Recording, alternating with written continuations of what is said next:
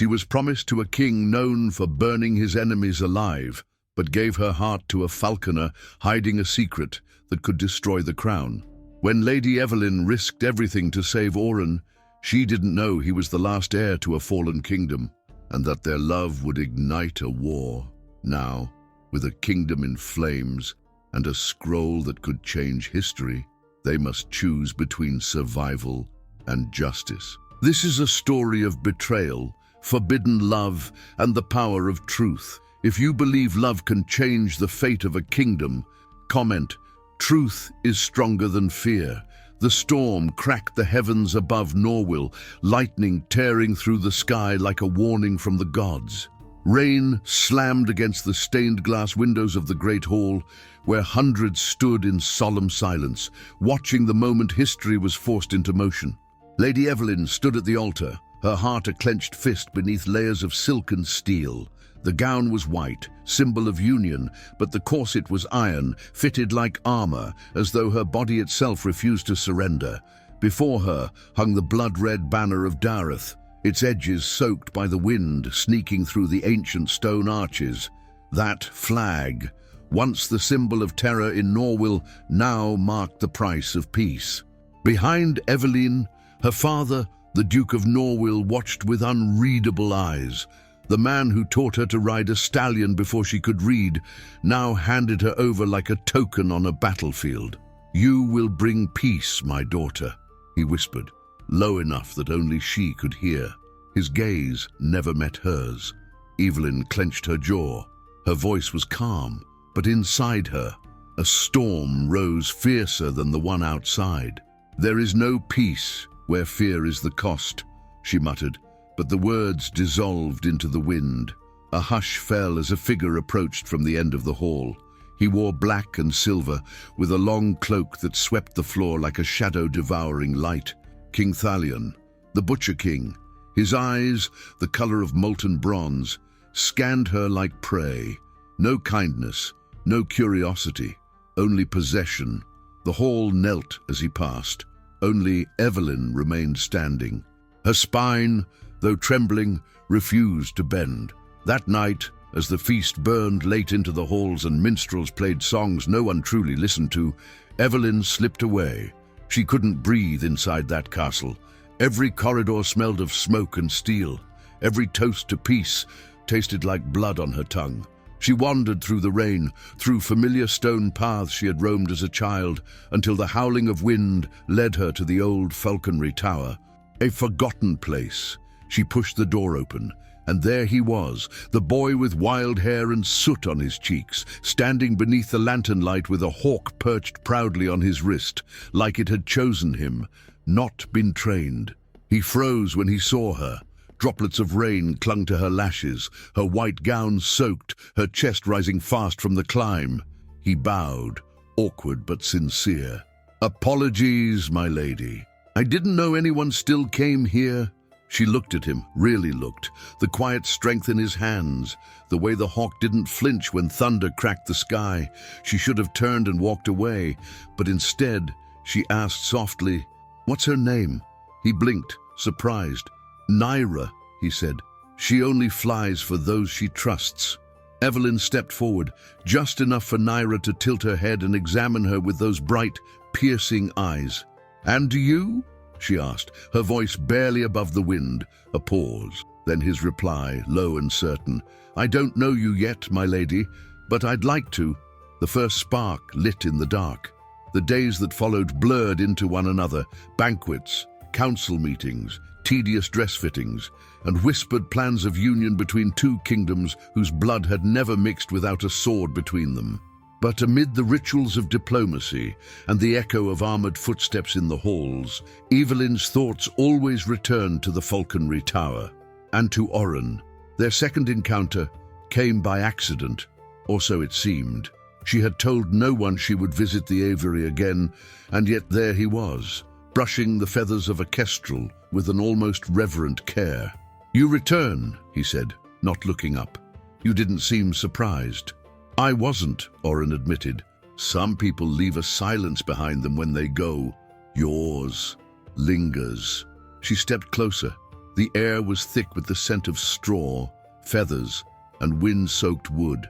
She rested her hand against the stone window ledge, her fingers brushing droplets of last night's rain.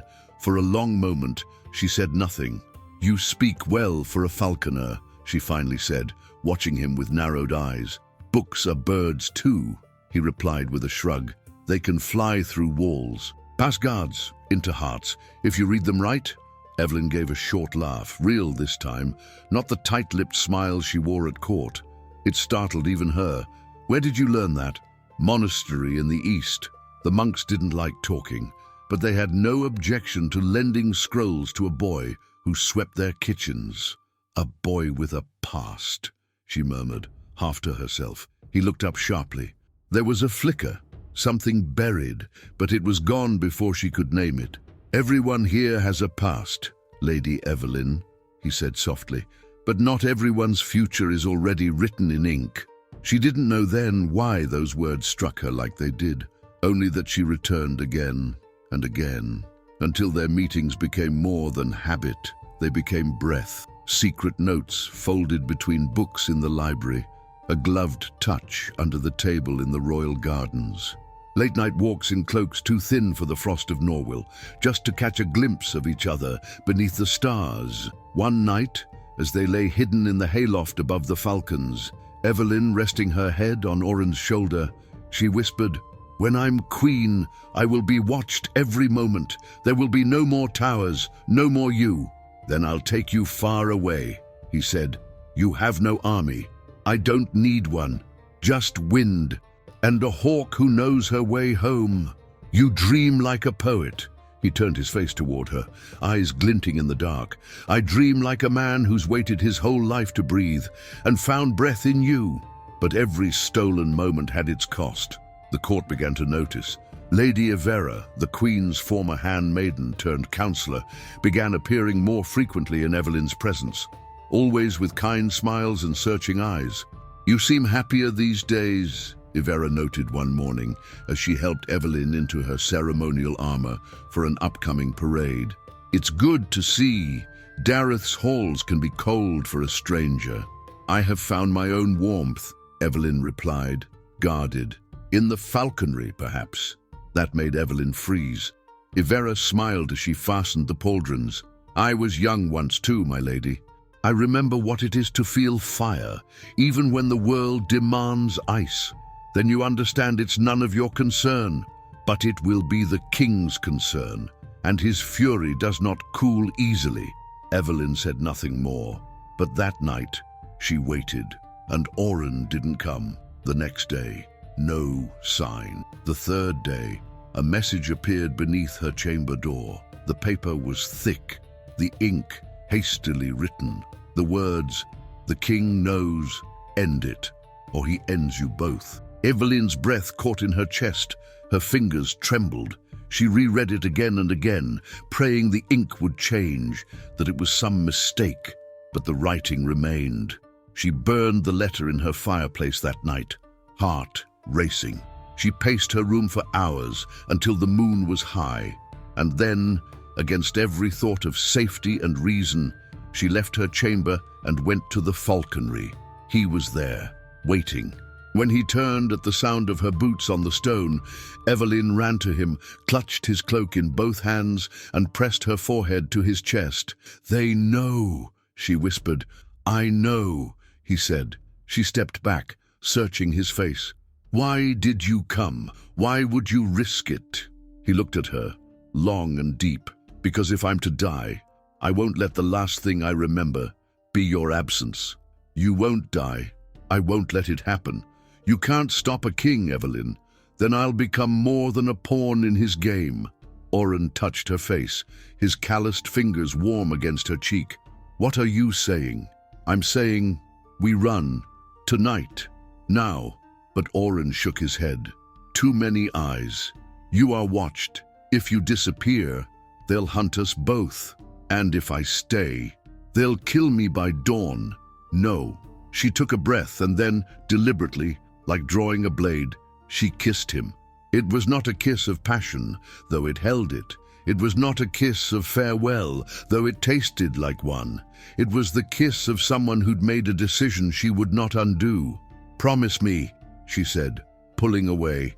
"If they take you, don't speak. Don't reveal anything. Anything. Not even your name." Oren hesitated. "What do you think I am hiding?" "I don't know," she said, "but I feel it. There's more to you." He didn't deny it. He only pressed her hand to his lips. "Then trust me, Evelyn, as I trust you." Oren vanished into the dark. She returned to her chambers before the bells struck midnight, but even as she closed the door behind her, she knew something had changed. The storm had not passed. It had only just begun, and they were no longer hidden from it. The throne room of Dareth was a hall built to crush. The columns rose like spears toward the arched ceiling, and the black stone floor shone so perfectly it reflected the fear of those who dared walk it.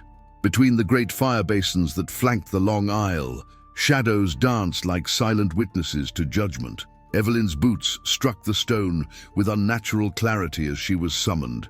2 guards led her, neither speaking, their silver armor clinking with the stiffness of forced discipline. The doors had closed behind her with a finality that made her heart pound like a drum inside a tomb. And at the end of that long, punishing hall, upon the obsidian throne carved from the heart of Mount Vere, sat King Thalion. His cloak was blood-red today, draped over one shoulder like a war wound. A crown of blackened iron rested upon his brow, its twisted spires jagged as blades. In his hand, he held no scepter, only a single ring, ancient and dull, circling his index finger like a binding curse. "Lady Evelyn of Norwil," his voice thundered, but he didn't rise. "Do you know why you were summoned?" Evelyn swallowed hard. She did not falter in her step, though her throat burned with the scream she was holding inside. "No, Your Majesty," she said, eyes steady, voice smooth. "A lie." "Lies do not suit a woman in white," he replied, voice like sharpened stone, "especially not one soon to be queen." She came to a halt before the first step of the dais and knelt, as tradition demanded. "I ask for your wisdom," she said, though every word felt like ash on her tongue. Thalion rose. His presence was suffocating. He descended one step at a time, each footfall echoing like a war drum. "You are clever, Evelyn. Too clever to think that I would not know when something in my court begins to rot." She dared lift her head. "I have dishonored nothing," she said. "I have remained loyal to the alliance." He crouched before her, bringing his face to hers. His eyes were molten bronze, and in them she saw no mercy, only pride and danger. "You dishonor the throne when you warm your lips with a falconer's name." Her breath caught. He knew. "I would never betray. Do not speak his name. I do not care for lovers' excuses, nor do I care for yours." Thalion straightened.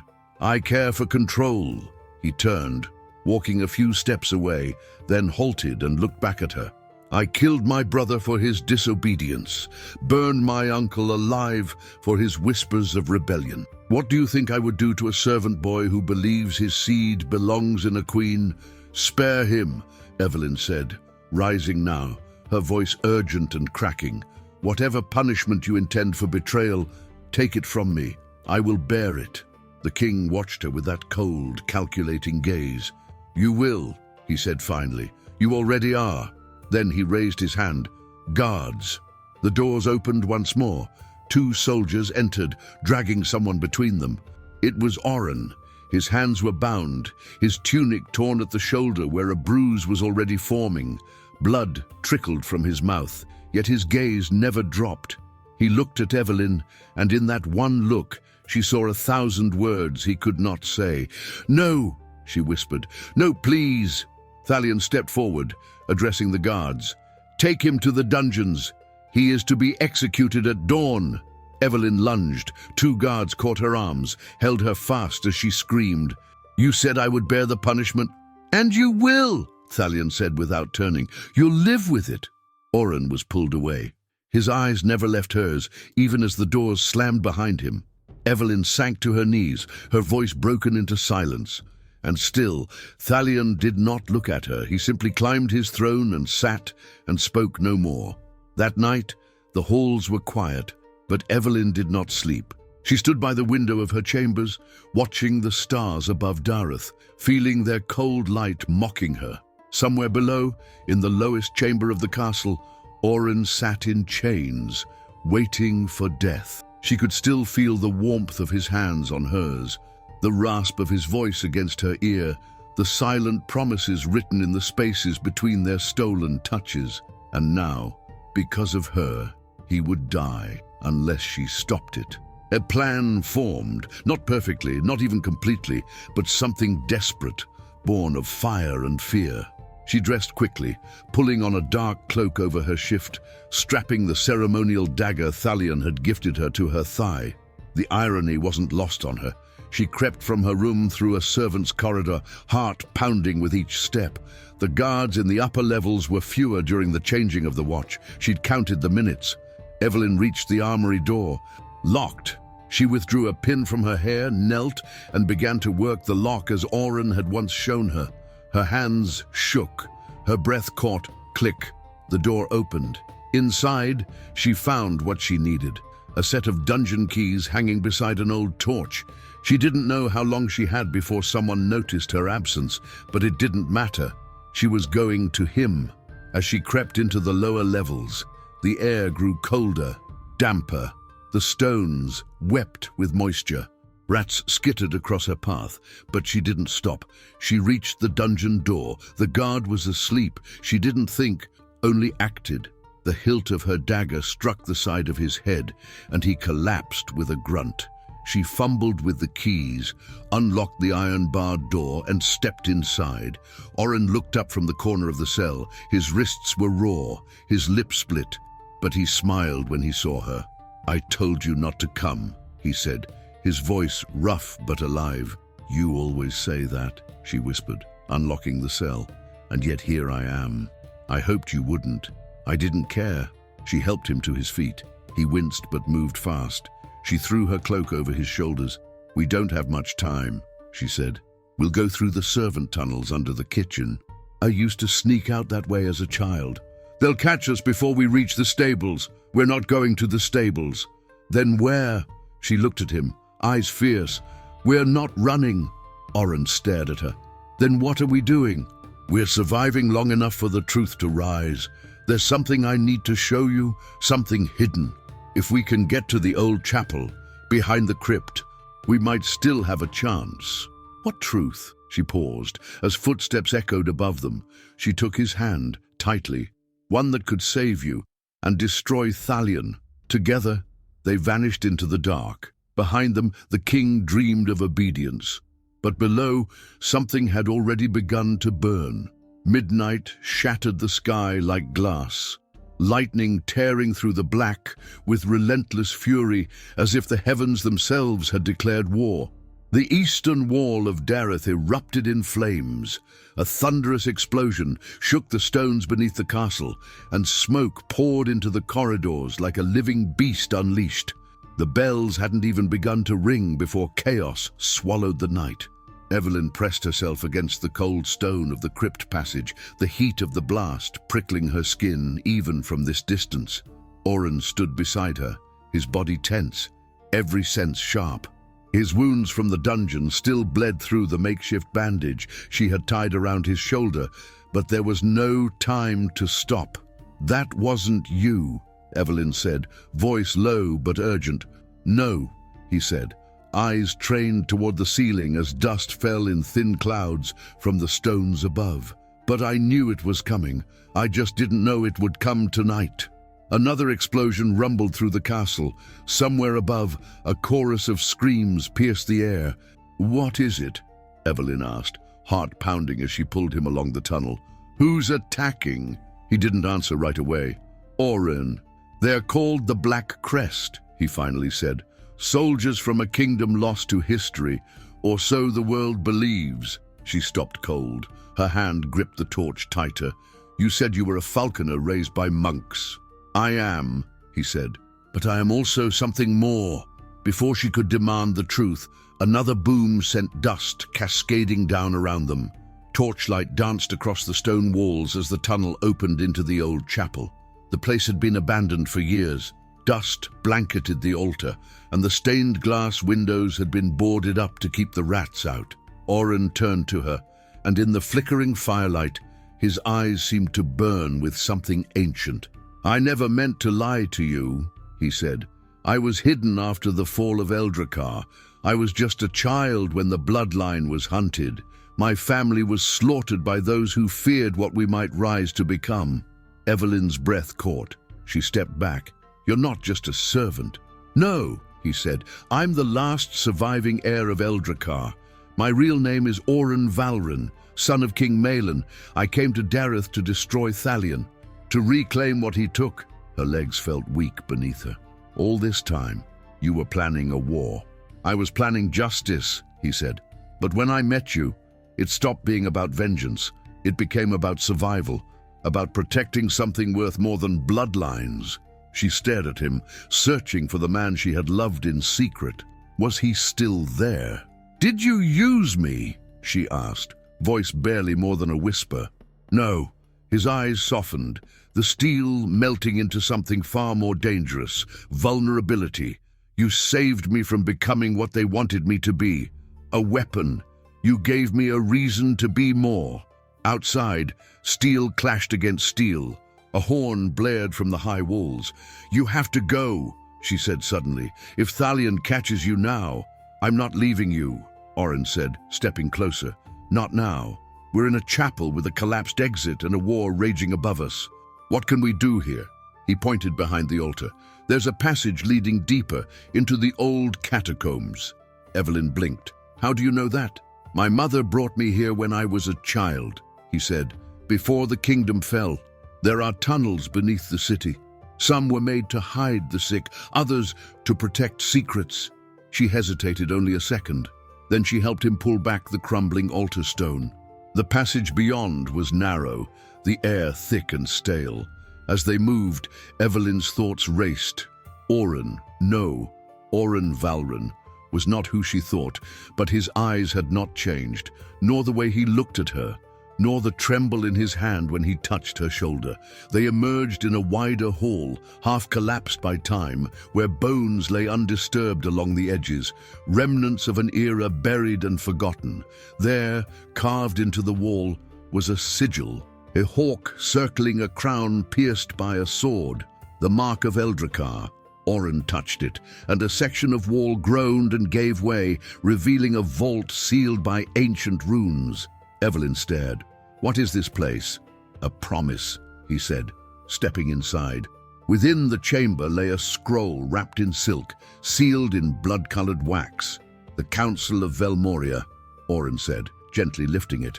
"They declared Thalion's war unlawful.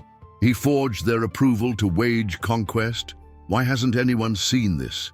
"Because it was stolen, hidden by those who still served the old king, and when Eldracar fell, its existence became myth." Evelyn's mind reeled. "If we get this to the right people—" "We don't need everyone," Oren interrupted. "Just the right few." Another explosion sounded, closer now. They left the vault, the scroll tucked safely beneath Oren's cloak. They returned to the corridor, moving quickly, but Evelyn stopped again. A figure stood at the far end. He wore the armor of Dareth's royal guard, but the insignia had been clawed out. Evelyn drew her dagger. The figure stepped into the light. Captain Rogar. His face bore a scar that split his cheek from temple to jaw, earned in the first campaign against Norwyl.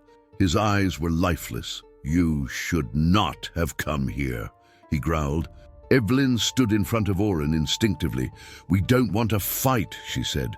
"But you brought one," Rogar snarled. He drew his blade. "And I will end it." He lunged. The clash was sudden and brutal. Oren shoved Evelyn aside and blocked the first strike with a rusted sword he'd taken from the crypts. The blades screamed as they met. Sparks flew. Rogar fought with merciless precision, every move meant to kill. Oren staggered under the force of a blow and dropped to one knee. "No!" Evelyn screamed. Rogar advanced, raising his sword, but Evelyn moved faster. She launched herself forward, driving her ceremonial dagger into his side just beneath the armor plate. Rogar roared, spinning to throw her off, but it was too late. Oren rose and drove his blade through the captain's chest. They stood in silence as Rogar crumpled to the ground, blood spreading beneath him like a growing shadow. Evelyn's hands trembled. "He was your father's man," Oren said quietly. "He was Thalion's hound," Evelyn replied, tears burning her eyes. They didn't speak again until they emerged from the catacombs, now inside the outer wall near the servant quarters. The castle above them was ablaze, lit by war, pierced by siege towers, screaming with the chaos of betrayal. Soldiers fought in the courtyards. Fire swallowed the banners of Dareth. Oren and Evelyn moved through the smoke, cloaked in shadows, heading toward the west gate. He turned to her. "If we survive this night, everything changes." Evelyn met his gaze. "It already has." The smoke from the fires clung to the sky like a second night, black and thick, choking the stars from view. Dareth was no longer a city of stone and command. It was a battlefield, fractured and burning, each tower a silhouette against the glow of chaos. Screams rose from the inner wards. The clamor of steel meeting steel rang like funeral bells for a kingdom crumbling from within. Evelyn pulled Oren into a shadowed corridor behind the armory as a group of Blackcrest soldiers passed, their blades soaked red, their armor scratched and dented. Oren's shoulder was slick with blood again, the bandages from the dungeon torn in the struggle with Rogar, but he didn't stop moving. They didn't speak as they crossed through the maze of ruins and broken walls, breath caught between heartbeats, steps quieted by desperation. The scroll hidden in Oren's cloak was warm against his ribs. It was everything, their only proof, their only chance. It had to reach the High Council. The tunnels beneath the keep stretched deep into the mountain beneath Dareth, and few alive still remembered them. Evelyn did. As a child, she had explored them when her governess thought her asleep, guided by curiosity and a stubbornness that had always refused confinement. Now those same tunnels would be their salvation, or their grave. They reached the western gatehouse, long abandoned since the expansion of the inner walls, and Evelyn knelt beside the old slab of carved stone that marked the entrance to the tunnels below. She brushed aside dirt, roots, shattered pottery, until her fingers found the cold steel ring embedded in the floor. Oren helped her pull. The trapdoor creaked open with a protest, revealing a stair descending into darkness. They entered without hesitation. The scent hit them first, damp earth, rotting wood, and the faint tang of mildew and ash. The stairs were slick, and Evelyn's hand never left the wall as they descended. Her torch cast long shadows that twisted like ghosts along the walls. "Are you certain this leads to the crypt?" Oren asked. "Yes," Evelyn replied, not looking back. "It connects beneath the throne chamber. There's an old passage to the royal vault, where the council seal is stored, and where we'll find a chamber that proves Thalion's crimes." As they walked, their steps echoed, the silence thick and weighty, interrupted only by distant rumbles above, muffled bursts of battle and fire. It felt like they were descending into the forgotten bones of the world. At the base of the stair, the tunnel forked. One path led toward the mountain's heart, where ancient magma chambers once fed the forges of Dareth. The other veered sharply east, toward the palace crypt. They took the eastern path. Each step they took was a step deeper into history. The walls were carved with names long lost, kings and queens whose blood had once ruled, whose shadows still lingered in stone. Then they heard it. Footsteps. They froze. Evelyn held her torch low, her breath shallow. A flicker of movement came from the corridor ahead, a shadow, a whisper of armor. "Get behind me," Oren said, but Evelyn didn't move. From the dark emerged not soldiers of Dareth nor warriors of the Black Crest, but two cloaked figures in pale robes, embroidered with silver. Monks. Evelyn stepped forward. "Who are you?" One of them lowered his hood. He was old, face weathered and pale, eyes sharp like a hawk's. "We are the Order of the Flame," he said, "keepers of the old oaths." and we have waited long for your arrival, Prince of Eldracar." Oren blinked. "You knew I would come. The fires above have spoken for weeks. The bloodline returns, and with it, the end of tyranny." Evelyn stepped forward. "Do you know where the scroll is kept, the one bearing the council's seal?" The monk nodded. "It is deeper still, through the Gate of Kings." He led them down a narrower corridor, its walls lined with rows of stone effigies, knights in repose, their blades resting across their chests. The air grew colder. At the end stood a massive door of bronze and bone, engraved with the sigil of the council, a broken crown within a ring of flame. The monk pressed his palm to the center. Light pulsed from beneath the metal, a warm glow that grew brighter, until with a low groan, the door swung open. Inside lay a chamber untouched by time. Scrolls rested on pedestals, protected by glass. Ancestral weapons lined the walls, each with a name engraved in runes of flame, and on a stone dais, sealed by a golden band, rested the scroll. Oren stepped forward. "This is it." Evelyn placed a hand on his arm. "Once we take this, there's no going back. Thalion will hunt us through every corner of Velmoria." "I know," he said. "But it ends now." He reached forward, broke the seal, and lifted the scroll. As he turned back, torchlight flickered wildly behind them. The monk who had led them in gasped, falling forward, an arrow in his back. Behind him, the bronze door slammed shut, and from the far side of the chamber, 3 soldiers emerged. They wore no sigil, assassins, pale armor, silent steps, Thalion's secret guard. Evelyn drew her dagger. Oren unsheathed a ceremonial sword from the wall. The fight was fast. One assassin rushed Oren, blade arcing high. He blocked it, twisted, drove his elbow into the man's throat, and took him down with a blow to the knee. Evelyn met her attacker with fury, parrying 1-2 strikes before sidestepping and slashing across the wrist, forcing the dagger from her opponent's hand. She kicked him backward into a statue which toppled with a shuddering crash. But the third assassin was fast, too fast. He grabbed the scroll from Oren's belt and ran. "No!" Evelyn shouted. Oren lunged. The assassin reached the far wall, pressed a stone, and vanished through a sliding panel. Oren cursed, chasing after him. Evelyn followed close, heart hammering, feet pounding through the hidden corridor. They emerged into a narrow tunnel lit only by blue fire. Ahead, the assassin sprinted through the arch of the catacombs, leading back to the keep. Oren caught him at the final archway, tackled him to the ground. They rolled, blades flashing. Evelyn caught up just in time to see the assassin stab downward. Oren grabbed his wrist. Evelyn drove her dagger into the man's back. He slumped, breathless. Oren lay on the stone floor, chest heaving. The scroll rested beside him. Evelyn dropped to her knees. "You're hurt." "I'll live," he said. "The scroll." She held it up, still sealed, still whole. "Then we still have time." Behind them, the tunnel began to shake. Stone crumbled from the ceiling. "They're collapsing the catacombs," Oren said, pulling himself up. They ran, racing through falling rock. They emerged from the tunnels into the lower citadel, where the fires above had reached the outer gates. Soldiers clashed around them, Blackcrest and Dareth, friend and foe, blades drenched in blood.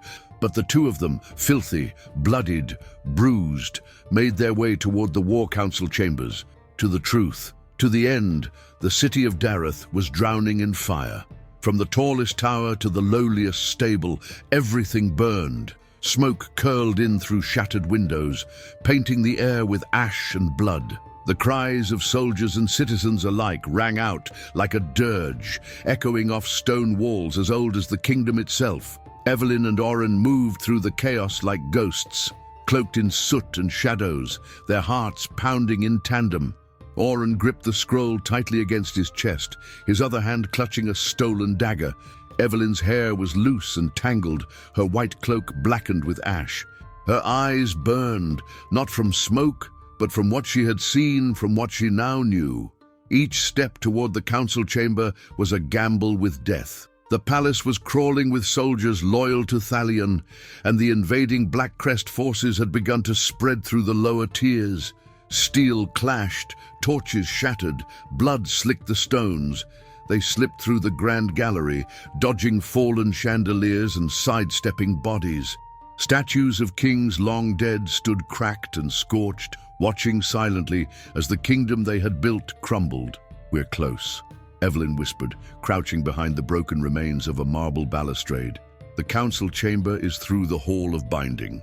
Oren nodded, breathing hard. He was pale beneath the blood on his face. "Then let's finish this." They rose together and ran. The hall of binding, once a place of solemn ceremony and statecraft, now looked like a battlefield. 2 columns had collapsed, blocking part of the entry, and bodies lay strewn across the tile floor. Among them, Evelyn saw familiar faces, nobles who had once toasted her betrothal, knights who had trained beside her as a girl. She didn't look away. At the chamber doors stood 4 guards in black and silver, the last loyalists of the crown. They drew their swords as Evelyn and Oren approached. "Halt!" one of them barked. "No one enters the chamber." Evelyn stepped forward, raising both hands slowly. "My name is Lady Evelyn of Norwil. I demand audience with the High Council." "No audience is granted during siege," the lead guard replied, though his voice trembled. "Return to your chambers." "My chambers are rubble," she said coldly. "My betrothed has sentenced an innocent man to death. My city is burning, and unless you move aside, I will drag you into the flames with me." One of the younger guards faltered, eyes flicking to Oren. "That's the traitor, the falconer." Oren took a step forward, slowly pulling the scroll from beneath his cloak. "No, I am Oren Valren, last heir of Eldracar, and I carry the truth your king buried." The lead guard hesitated, his eyes narrowed.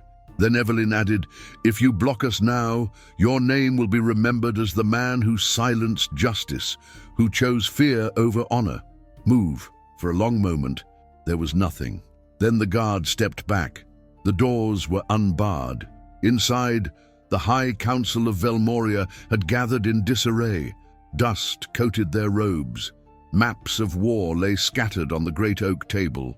Lords and advisors argued in hoarse voices as aides rushed back and forth. All talk ceased when Evelyn and Oren entered. The chamber was circular, with torches flickering weakly on every wall. A stained glass skylight shattered above them, and smoke filtered through the jagged hole. Lord Castan, elder statesman and head of the council, turned sharply toward them. "What is the meaning of this intrusion? Who are—" But his voice died as he recognized Evelyn, and then saw the scroll in Oren's hands. "Your Grace," Evelyn said, bowing her head slightly, though her voice held iron, "we come bearing proof of King Thalion's betrayal, and a claim that cannot be denied." Castan's eyes narrowed. "Speak carefully, Lady Evelyn. The kingdom teeters. Every word is a stone in the balance."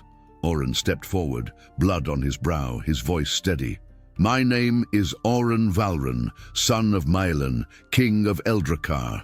I was hidden after my family was slaughtered during Thalion's rise. I'm the rightful heir to the throne of Eldracar, and this scroll proves that Thalion's war, his conquest, and his union with Norwil were all forged through lies." He placed the scroll on the table and broke the wax. Gasps rose from the council as Castan unfurled the parchment. One by one, the lords leaned in to read. It bore the seal of the old council, the decree of neutrality, the signatures of every house, confirming that Eldracar was never meant to fall, that the war was an act of personal vengeance, not lawful conquest. "Impossible," one councillor muttered. "We were told this document was lost in the siege." "It was hidden," Evelyn said, "buried beneath the castle to protect it from Thalion's reach. He killed for it. He destroyed families. He crowned himself with blood." Another councillor, younger and sharp-eyed, stood. "Where did you find it?" "In the catacombs," Oren answered, "with the help of those who remember truth over power." A long silence followed. Then Castan raised his voice, slow and deliberate. "This is treason, but not from us," Evelyn said. "Treason was committed by your king, not your people." Suddenly, a door slammed open at the far end of the chamber. Thalion entered, sword in hand, his armor scorched and bloodied, his eyes wild with fury. Behind him, guards fell into formation, weapons drawn. "Do not listen to them," he shouted, voice echoing through the chamber like a war horn. "He is a pretender, a myth raised by cowards. She is a traitor seduced by lies." His gaze fixed on Evelyn. "I gave you a kingdom. You returned it in fire." Evelyn stepped between him and the council. "You gave me a cage," she said, "and I chose freedom." Thalion pointed his blade at Oren. "And you wear your father's name like a cloak, but he died a coward. You will die the same." Oren drew his sword, eyes locked with Thalion's. "No more running!" They met in the center of the chamber. The first clash of swords sent sparks flying. Thalion struck with rage, strength born of fury. Oren parried, countered, forced him back. Steel rang against steel. They fought across the room, between the council members who had once bowed to Thalion in silence. Now, those same lords stepped aside, watching history unfold in the space between two blades. Evelyn watched with her heart in her throat. Every strike echoed with the weight of kingdoms. Thalion slashed hard, knocking Oren to his knees. "You were always a mistake," he snarled, but Oren caught his breath and rose. "No," he said, "I was the answer." He drove forward, blade piercing through Thalion's side. The king stumbled, dropped his sword, and fell to his knees. Blood soaked the floor beneath him. His eyes found Evelyn one last time, not in hatred, but in disbelief, and then he fell. Silence returned. The fire outside still roared, but inside the chamber, the storm had passed. Oren stood alone, sword lowered, chest heaving. Castan stepped forward. He confessed nothing. His word remains. "No," Evelyn said. She picked up the scroll, raised it high. "This is his confession." The council did not speak for a moment. Then one by one, they knelt, not to the crown of Dareth, but to the truth. Dawn broke over Dareth like a sigh of relief after a night spent screaming. The sky, once stained with smoke and the glow of fire, now blushed faintly pink, like the world was waking from a nightmare. The flames had died down, the swords had fallen silent, and across the broken capital, the only sound left was the whisper of ash drifting on the wind. Inside the great hall of the High Council, the body of King Thalion lay still on the cold stone floor. His blood had dried, and no one had come to move him. The throne above him, empty and scorched by soot, seemed smaller now, stripped of the fear that had once clung to it like shadow.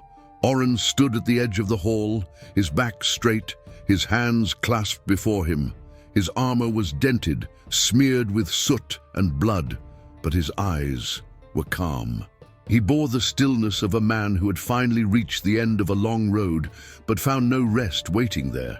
Evelyn watched him from across the room, her gown torn, her skin streaked with dirt, but her chin high. The moment should have felt victorious. It did not. Castan, elder of the High Council, stood between them now, addressing the gathered lords, knights, and surviving nobles who had crawled from the wreckage to witness the aftermath. His voice was solemn, every word etched with finality. "King Thalion is dead," he announced, "by blade and by judgment. The council has examined the proof brought before us. Declarations forged, wars waged in defiance of law, crimes against Velmoria and the realm of Eldracar. He has ruled as tyrant, not sovereign." The room was silent, heavy with the weight of shared shame. Castan turned to Oren.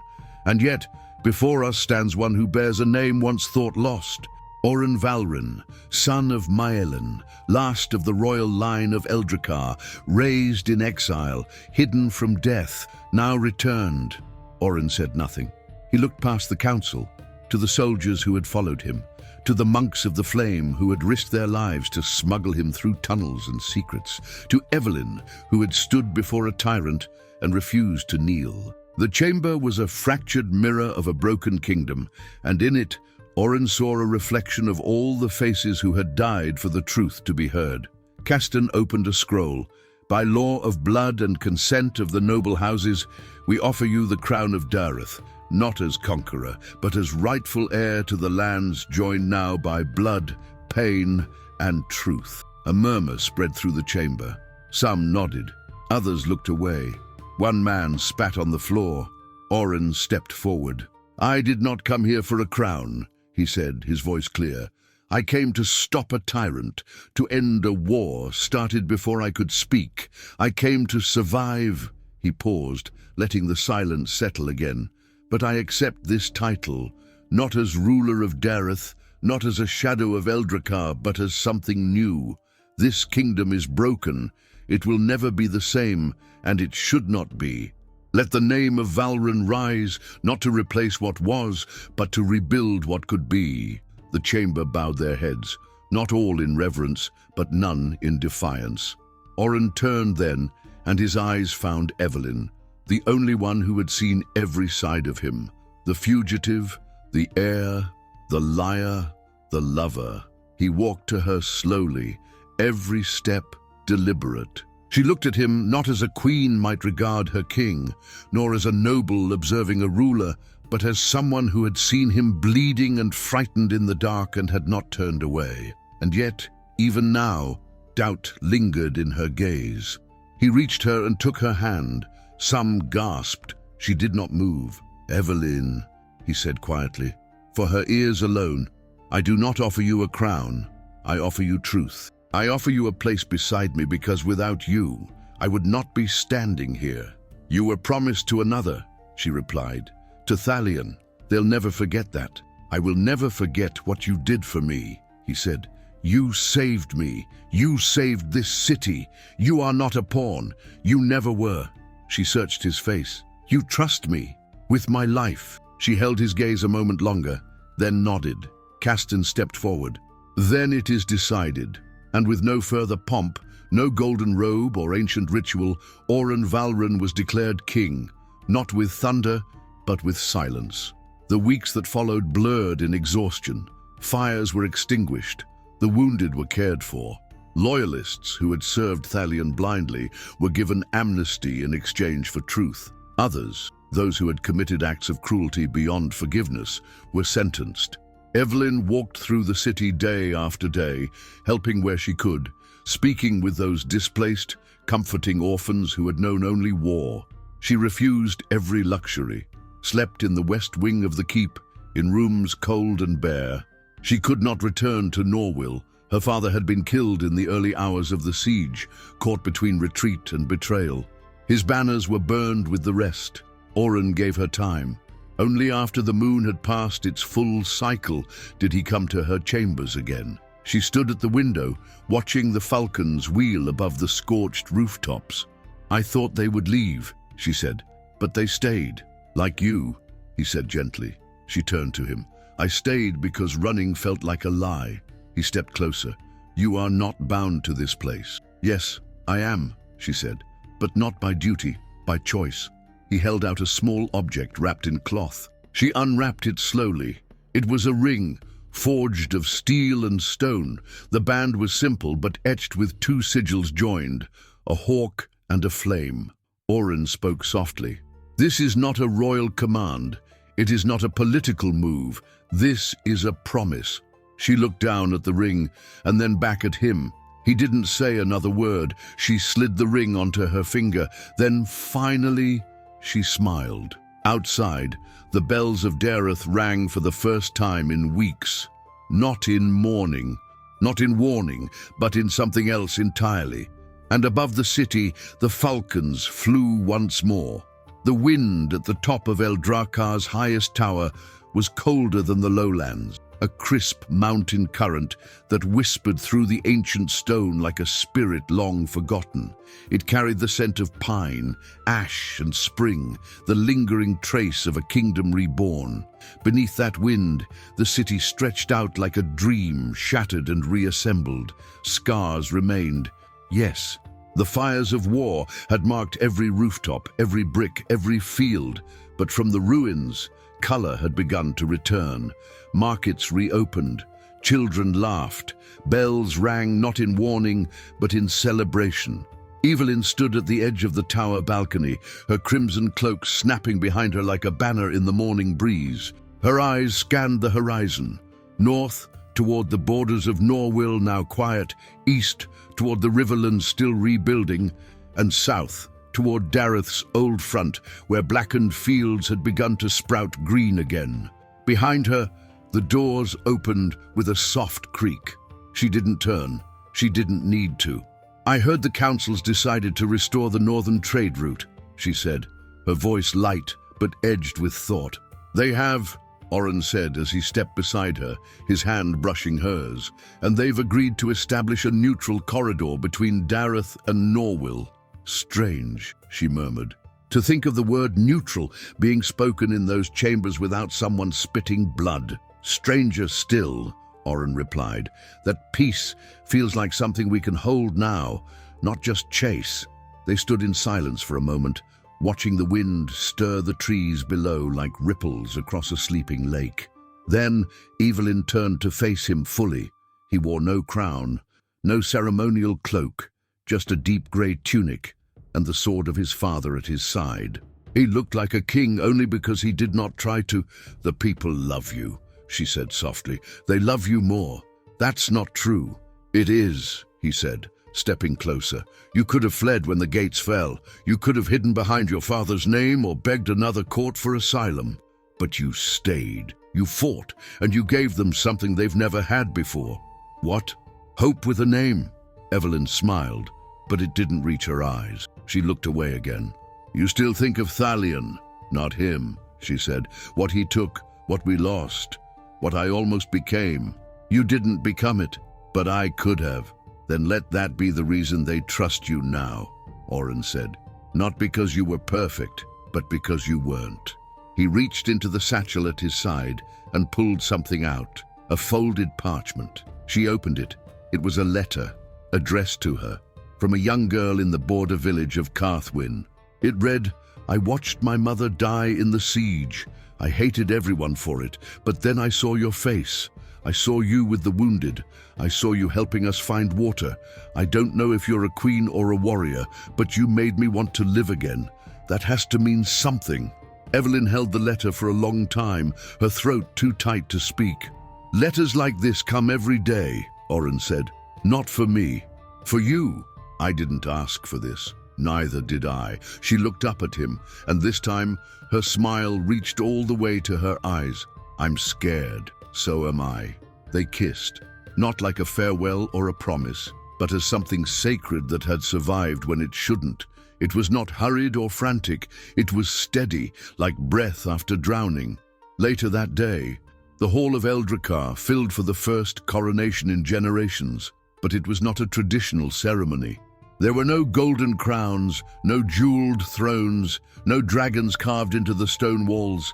Instead, the people stood in a circle, blacksmiths beside merchants, children beside warriors, a circle with no beginning and no end. Oren stood at the center, and Evelyn stood beside him. The blade of the Valran kings was passed to him by an old monk who had been the last to see his father alive. Oren did not raise it. He knelt and laid it at the foot of the circle. "I am not above you," he said, his voice carrying without force. "I do not rule by divine right or ancient sword. I stand here because truth has a cost, and I have paid it, as have you." The people bowed not as subjects, but as equals. Evelyn stepped forward. She removed her cloak and set it on the altar beside the sword. "We will not rule by blood. We will not rule by fear. We will serve. Together." The people roared. Later that evening, as twilight fell across the peaks and the last fires of celebration faded into embers, Evelyn walked alone to the old falconry at the edge of the inner keep. Naira, the hawk she had first seen on Oren's wrist, still lived. She perched now on a tall beam, silent and regal, her feathers glinting in the soft light. Evelyn extended her arm. Naira flew to her without hesitation. "You remember me?" Evelyn whispered. The hawk tilted its head. "I remember you too." She stood there for a long time, the hawk on her arm, the wind in her hair, the scent of pine and peace settling on the stones like a blessing. Behind her, Oren stood watching. He said nothing. He didn't need to. This was her kingdom now, not by inheritance, not by war, but by choice. They ruled not as sovereigns, but as survivors, as lovers, as symbols of a truth that refused to die. And long after the last sword was sheathed and the last scar had faded from stone and skin, the people would still speak of them, of Evelyn, the bride who defied a king, of Oren, the falconer who turned out to be a flame, of a love that almost destroyed the realm and ended up saving it. Some stories are forged not in silence, but in fire. Evelyn and Oren didn't choose the world they were born into, but they chose each other, even when everything stood against them.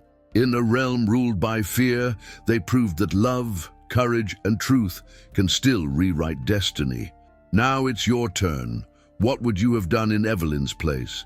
Could you betray your crown for your heart? Tell us in the comments below.